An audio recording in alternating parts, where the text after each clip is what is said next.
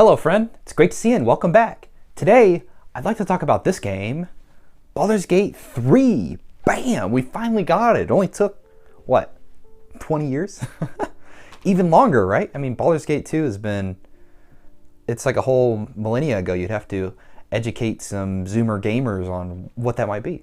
But we actually have a third game, and it came out in 2023, so this is a little late here. But it was developed and published by Larian Studios. And the game took me a while to get because I was really waiting around for that physical edition release.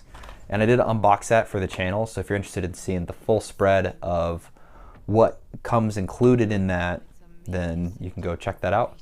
But Larian Studios is very cool. I have enjoyed Larian Studios games throughout the years. They had a really great one on Xbox. Let's see if I have it here. Divinity 2, right here. Ego Draconis, I think is what it's called. Yeah, and I played this a while back. And then also I enjoyed both Original Sin 1 and 2 of Divinity. Original Sin was very cool, and I did a review for Original Sin 2 on the channel here as well. If you're interested, you can take a look. But Sven Vinke, I think is how you say his name. He is the founder and creative director behind Larian Studios. So not only was he highly involved in leading those flagship series of games, Sven did a lot of the pitching and led the creation of Baldur's Gate 3 following the critical success of Original Sin 2. So that was pretty awesome. And some interesting background on the game and its development. It's built on, it's a CRPG style game, and it's built on Dungeons & Dragons 5th edition rule set. So if you're familiar with D&D, some of that's going to feel at home when you play the game. And it's been fully adopted into like a turn-based, tactical style play. So very cool if that's something up your alley. And the game was actually developed across a number of years, a handful of those years in early access, with players highly involved in giving feedback and directly shaping the core systems of the game.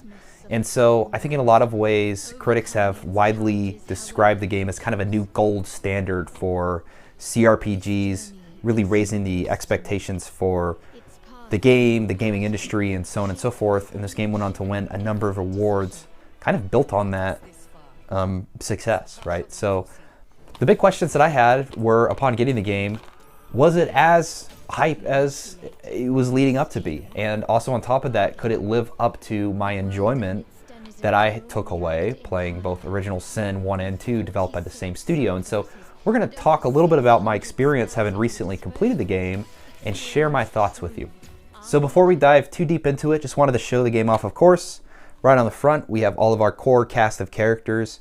Baldur's Gate 3, the spine is pretty cool. I kind of like the colors on there, a little red, a little blue, a little black, right? And on the back it says, gather your party. That's it. Just gather them. So I kind of like how simple that is.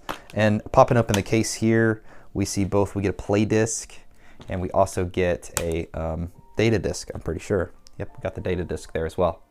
So nothing too interesting. A lot of the items came in, of course, the big physical release bundle that Larian did, and I would recommend to go check out the full unboxing for that. I will share some experiences with that shipping process.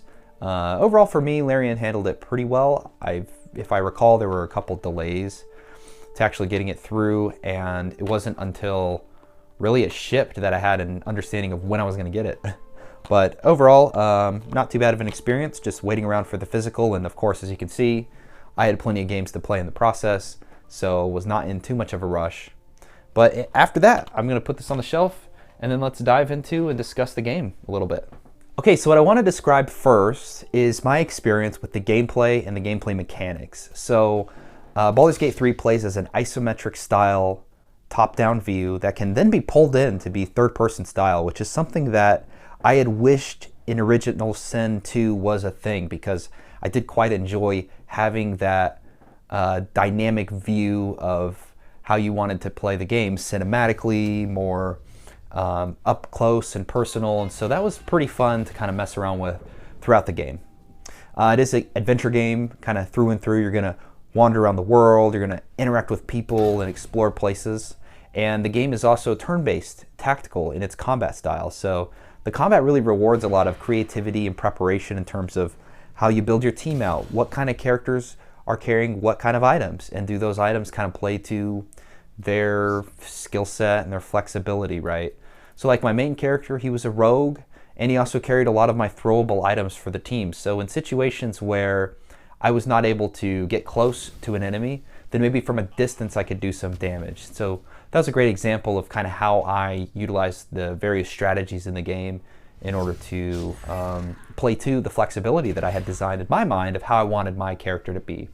And so that was one of the best things about the gameplay experience in Baldur's Gate 3, is that this really is a game where you can create any character, any skill set, any setup. I think you could even play a character that has no weapons, and you could just run around and punch people. Like, that is an option.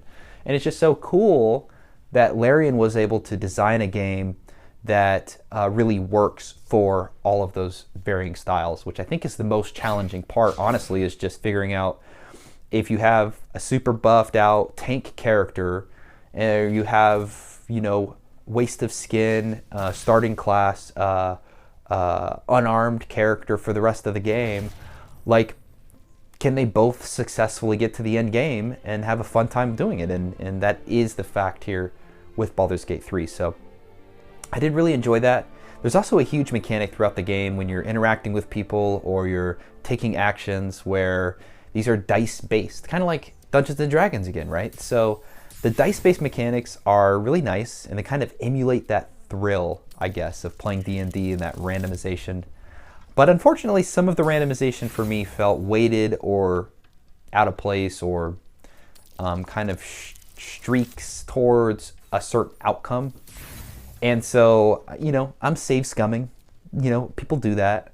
And so I'm reloading my saves over and over again, trying to get certain outcomes in certain situations. And then I realized that I was getting the same dice roll over and over and over and over again. And that made for a kind of a challenging experience for me, where it was a little immersion breaking and saying, hey, you can't actually game this system if that's what you wanted to do. And I do remember seeing in the options that there might have been some options to change how the dice roll works exactly. So I can't really comment on how I had that set up, but that was just my experience based on playing the game on a standard difficulty, default settings as much as I could, just to give the most normal experience that a gamer might have. So, you know, that kind of worked a little bit for me. It was nice when it needed to be successful, I guess. Or you have the little karma inspiration points that you can use that will allow you to give another chance on the dice roll. But it was just something that stood out overall. Another thing I wanted to talk about that I really enjoyed was kind of the environmental interaction within each of the explorable areas. So everything from how you stack spells, to utilizing exploding barrels, to taking advantage of verticality in certain combat scenarios where there's multi-levels to the fight. All of these were really masterfully implemented. You did get a little bit of this in Divinity Original Sin 2, but I could tell that Larian spent a lot of time ensuring that every combat scenario, even the little ones, had some sort of strategic bent to it that you could take advantage of if you paid attention to the layout of the area, or maybe you planned ahead and you looked at where enemies could come from, or you did something like I did and you save scummed a little bit, and then you saw, oh, these enemies are going to show up here, so I'll reposition my guys there and there, and so on and so forth. But did quite enjoy how many synapses in my brain were firing throughout both the combat encounters and leading up to them, and just walking around the world and enjoying it and adventuring. So that was super cool. All this is to be said that with the gameplay mechanics, the D&D rule set, the depth of exploration, the world that's been built here, the strategic complexity of the combat, I could see new players kind of feeling overwhelmed if they decide to just take on this game and they don't have too much experience with these types of systems or so on. And Larian doesn't do too much hand-holding throughout the process, so your mileage may vary, but if you're trying to play this game for the first time, you've never played a CRPG, just be ready to take some time. Just be patient and really absorb what's going on. And again, there's no rush to like get to the end of the game as fast as possible. Just be there for the ride and enjoy it. And that's what I did with Baldur's Gate 3, and I had a lot of fun with it, so I'm sure that somebody new to it who's learning that for the first time will definitely take their time as well and have fun. So to that extent, one of the things I did want to comment on was the overall structure and flow of the game. So Act 1 and 2 are very seamless. They almost don't even seem like different acts because you can accidentally stumble into one or the other on accident. I'll say that overall, these are tightly designed. They have very meaningful choices and are very well paced in their exploration and kind of where you're going, and you're always exploring a new area. But one of the things that I did want to say is that Act 3 for me kind of felt like a little bit of a drag. And a lot of that comes to, combat feels quite bloated at times, because when you get to the later stage of the game, well, how can you continue to make combat funky and interesting? Well, it seemed like for Larian, they threw a higher volume of enemies at you to compensate for that. But also, since you're in more urban environments or you're underground in sewers and so on, a lot of the areas you're fighting are more close quarters. And so I think that the strategic aspects of these combats become much more limited than in Act 1 and 2 as well. And so I just didn't really feel like it was as tightly knit together. And I'd say because you get into these bigger city areas, you do see some kind of performance stutters at times. And it can be tricky at times for your teammates to kind of follow you properly. If they get a little distance from you, their pathing struggles to keep up. And so those were a couple things that I noticed. And another big aspect for that is when you get into Act 3, there becomes less and less opportunities for your party to split up and kind of take advantage of the world around in order to be more strategic or, explore in different manners and such. Like in the Underdark, you could kind of path around as many different ways as you want and meet back somewhere or take advantage of those to loop up and attack enemies from two angles. But I just didn't really feel like that was as available in Act 3. So yeah, that was just a couple things that I wanted to note about the structure of the game and the gameplay experience. Another thing I wanted to note was related to the UI. So CRPGs and RPGs struggle in some sense to always have a great inventory system that you can really take advantage of and use seamlessly. And I think Baldur's Gate 3 doesn't quite hit the mark here. And that's not a drag on the game, it's just, it's standard and part of how a lot of this gets done often. So inventory and item management, I felt like were big challenges for me. There's a few issues like side-by-side gear comparison, really tough, especially if you're buying new weapons and such. You need to kind of flip back and forth in order to ensure that what you're going to get is a pretty solid find. And when you're actually in the inventory, the filtering options and the sorting options or custom organization is just quite limited in what you can see and how you can see it. There were often times where I got new items and sometimes they would just disappear into my inventory and I had to spend a minute kind of looking around for them based on the pre-sorted or pre-filtered options that I had set up. And so I did struggle for that. And there's a ton of items that can make it into your inventory that don't even necessarily fall into a filtering category. So late into the game, when you have tons of items, tons of special items, maybe items you're holding on to, key items that maybe you don't know exactly what they're gonna do or if they could be useful in the future, the inventory just stacks up a lot. And so you spend a lot of time managing inventory, and that becomes a bit immersion breaking for me and a little tedious in the longer sections and sessions that you might be experiencing when playing this game. And that is also compounded by the fact that I'm playing on the consoles, right? I'm playing on PlayStation 5. So on PC, at least, if you're managing these items, you can easily navigate around, point, click a mouse. It's just not as easy with a controller, I'll be honest. So that's always been a struggle for me in a lot of games of this type. So just something to keep in mind if you're gonna play the game and you haven't yet, just be ready for a little bit of an interesting UI interaction there. But otherwise, everything's quite seamless when you are leveling up and you're choosing skills and you're navigating your journal and so on and so forth. Very easy to get around and experience Baldur's Gate 3 from a UI perspective. There is no like iron boots on and off, right? So no need to worry about that. And the last thing I really wanted to cover was related to the navigation and the world design. So environmentally, the environments are rich and they're reactive to the things that you're doing and the choices you're making. So I always thought that that was really a cool thing when playing through Baldur's Gate 3. There are a couple challenges though in say the Underdark or in like very vertical areas where camera is kind of it's close quarters and it's hard to navigate, and that can be a struggle to deal with. You also see that in the city level, where I just felt like there's so much going on, it was hard to really narrow in the camera exactly how it might need to be in order for you to properly navigate. And so to the extent of the depth and complexity, Larian Studios built a huge world, and again, I think some of it falls apart a little closer to the end of the game. And you know, sometimes in a fight you would be using the cursor to navigate around, but in the Underdark you might flip up like 20 stories above where you're at, and then you'll be there, and you know, things just happen.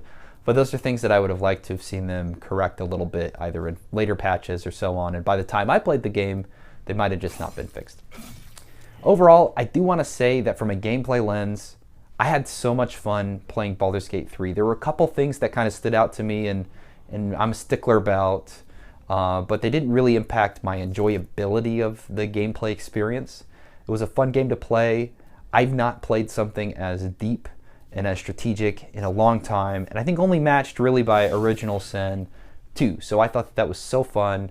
Baldur's Gate 3 has a really good gameplay experience, and I'll leave it at that. Okay, other things super important to the RPG, CRPG experience is of course the narrative and the story being built out. And in Baldur's Gate 3, that one is quite profound. So I wanted to talk first about the themes. This game explores a lot of personal identity.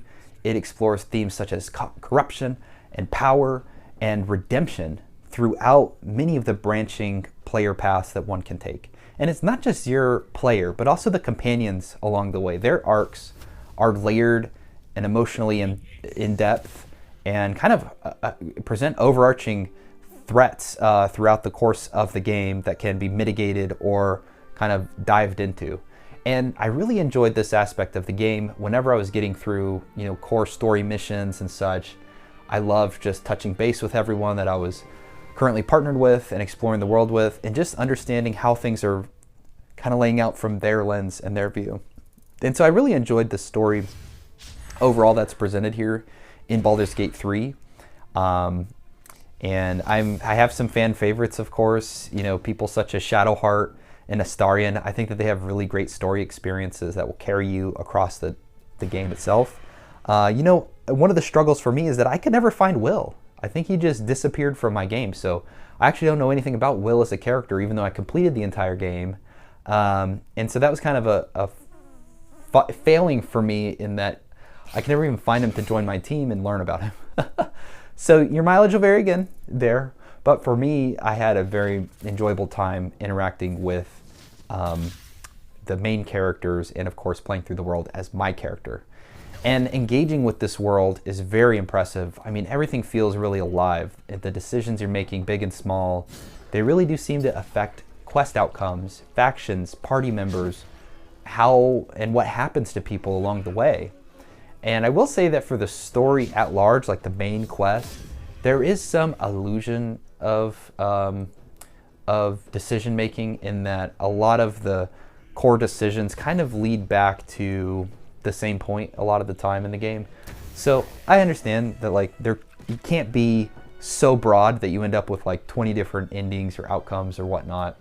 But I do like that when there is a material difference between those outcomes, you know what I mean? So really something to think about there as you play the game. I'll also say that the journal is something that was kind of an oddity to me, because a journal is important for an RPG. You know, you can reference it for your quests and your side quests and such. But I feel like there was always so much going on in the exploration space and in diving into Baldur's Gate 3's world and talking with people and going from point A to point B, that at times I just totally forgot about the journal.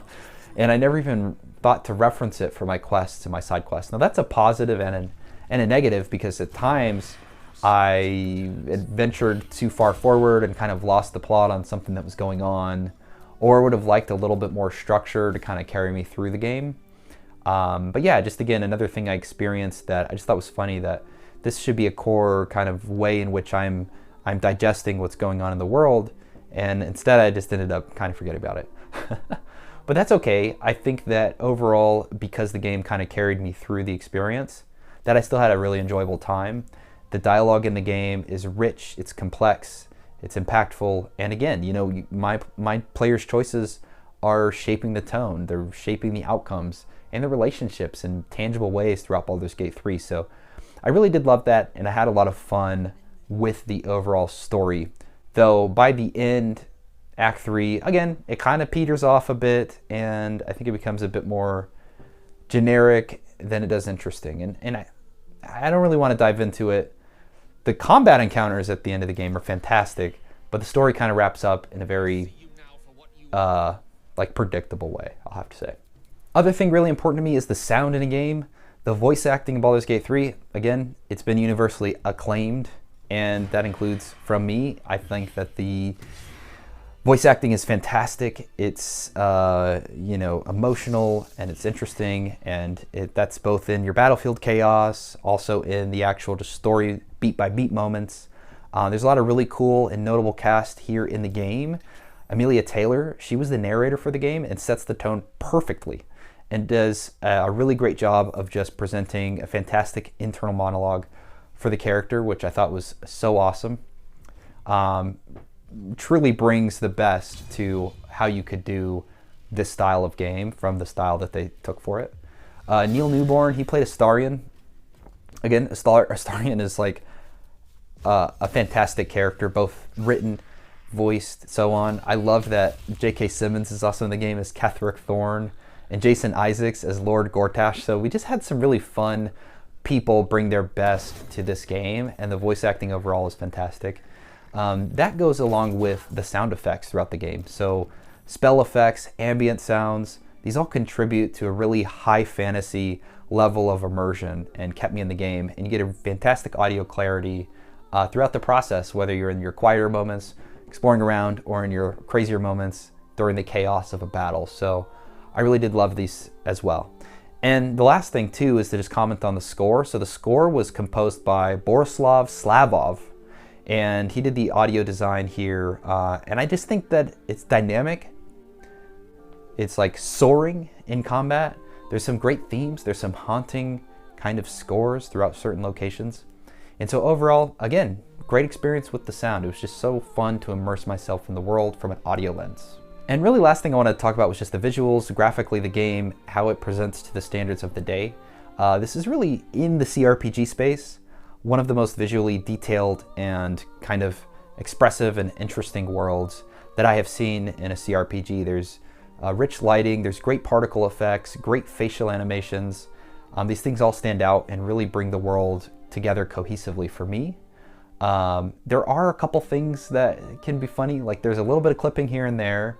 You get some stiff animations at times, a little bit of camera drift when you're in like tight environments. But overall, I thought graphically and the performance of the game was really solid.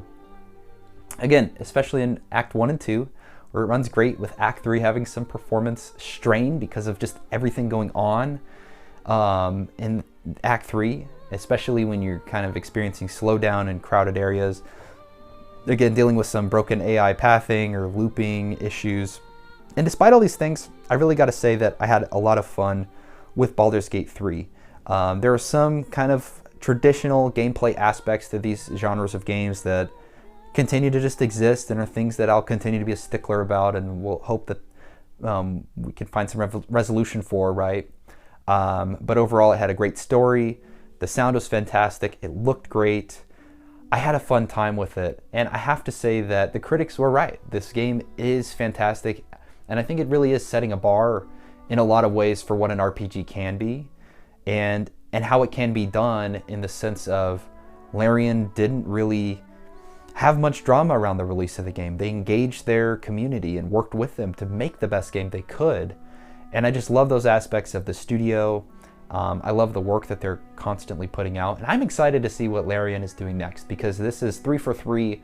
I've had a lot of fun with their games, and was excited also to return to the world of Baldur's Gate and see what could be offered. So I guess we'll see what's next on the horizon. But in the meantime, I'm curious if you've played Baldur's Gate 3, and if you have, would love to know your thoughts and your perspectives on the game. Did you enjoy it? Did you like it? And also, if you liked the video, please like the video and subscribe. Would love to have you join this community. Well, until next time, guys, Stay well, stay healthy, and I'll see you soon. All right, peace.